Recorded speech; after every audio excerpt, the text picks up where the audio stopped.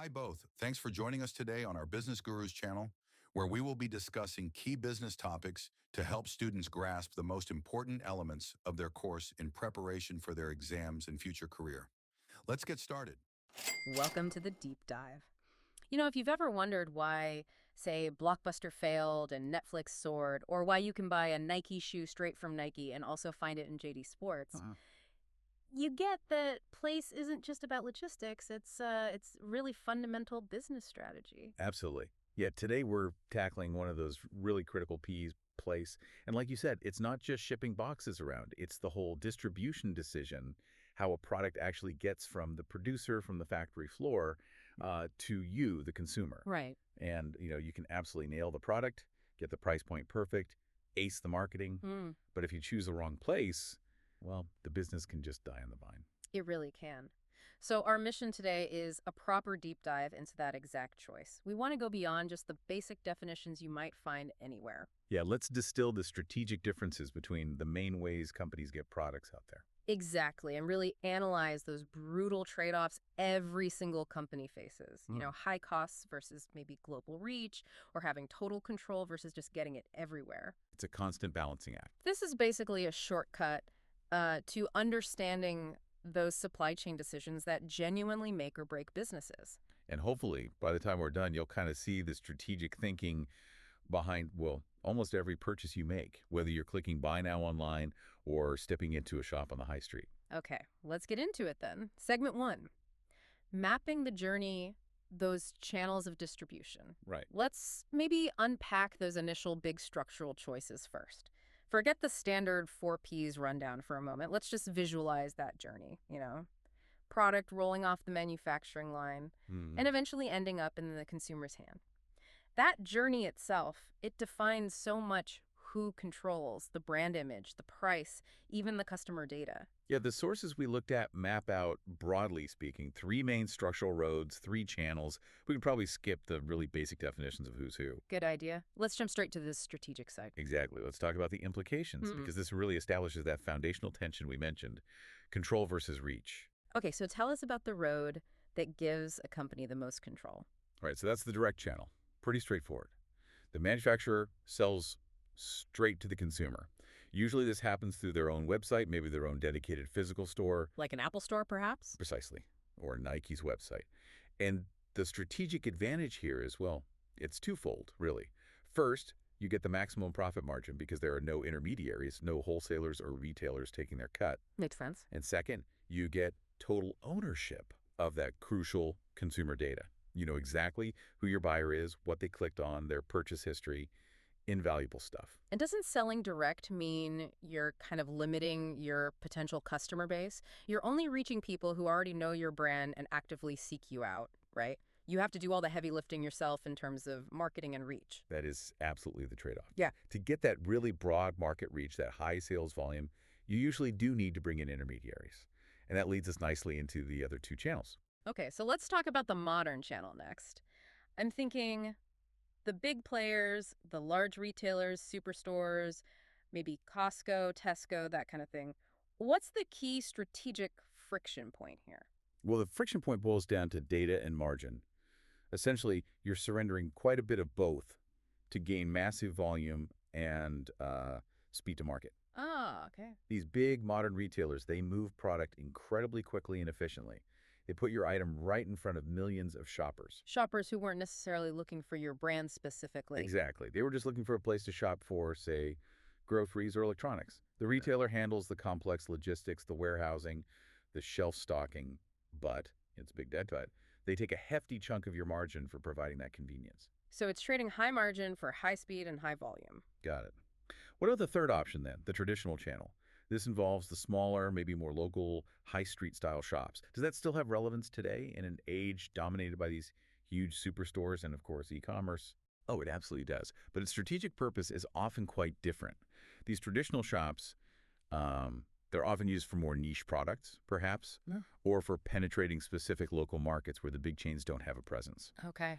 Or sometimes it's about building brand equity through a more exclusive, maybe boutique-style experience. Yeah. You definitely lose the sheer scale and efficiency of a Costco, Right. but you might gain a really focused, potentially high-spending customer interaction. Huh. It's generally slower, maybe lower volume, but often much more targeted. So that foundational decision really comes down to this. How much of your profit margin and how much direct control over that customer relationship are you willing to sacrifice just to get your product in front of more people, to gain that market saturation? Precisely. And that choice then sets the stage for the specific model you use to actually interact with the consumer at the endpoint, which brings us to that huge trade-off between physical stores and digital ones. Perfect transition. Segment 2. Retailers versus e-tailers, the great trade-off. Okay, so if the last bit was about the structure of the journey, this part is about the destination itself. You know, the physical storefront versus the digital one. Let's start with the classic. Retailers, physical shops, bricks and mortar. Yeah, the advantages here seem pretty obvious on the surface, but I think we sometimes overlook just how powerful they still are commercially. We're talking Tesco, dedicated Nike stores, JD Sports. They don't just sell stuff, they sell experiences, don't they? Exactly right.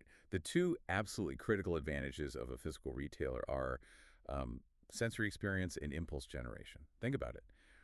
For certain goods, clothes, furniture, even some electronics, customers really need to see, touch, try the products. Definitely. Try before you buy. Yeah, that immediate tactile interaction, it minimizes returns significantly and generally increases customer satisfaction.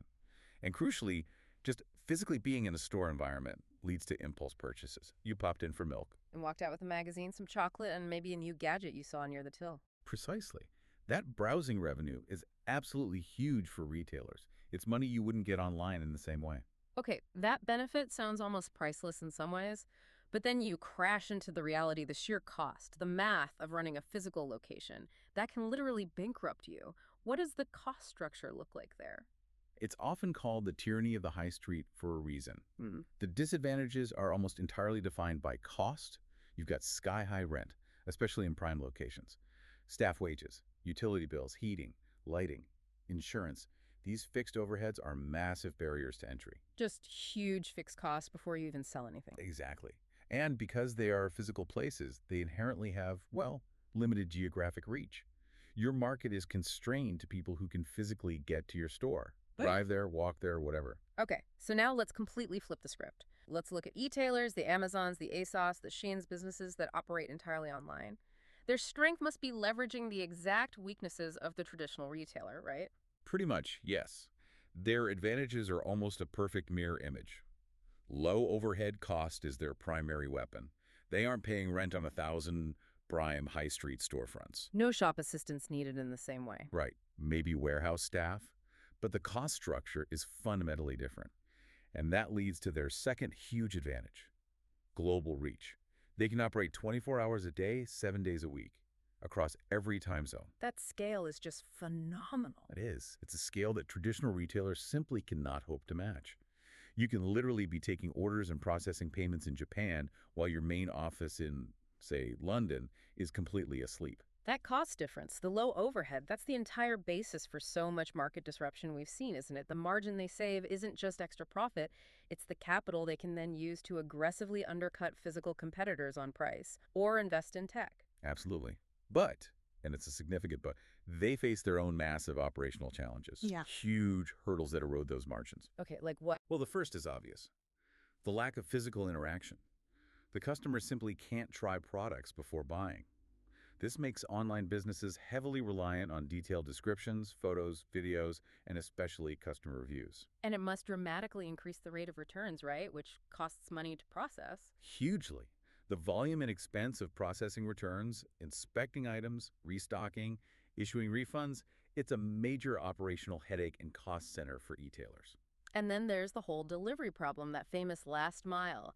You saved all that money by not having a physical store, but now you've got the massive challenge of figuring out how to get one small package efficiently and affordably to a single customer's doorstep, maybe somewhere quite remote. That really is the crux of it. Delivery costs, especially covering that complex and expensive last mile, are monstrous. And think about it, companies often absorb these costs to offer free shipping, which customers now almost expect. Which means it's not really free, is it? Of course not. It just means the company is effectively shifting that place expense over into the price component of their marketing mix. If you, the consumer, aren't visibly paying the delivery cost, The company absolutely is, and it eats directly into every bit of margin they might have saved on rent or staff. Wow. So that makes the trade-off almost existential.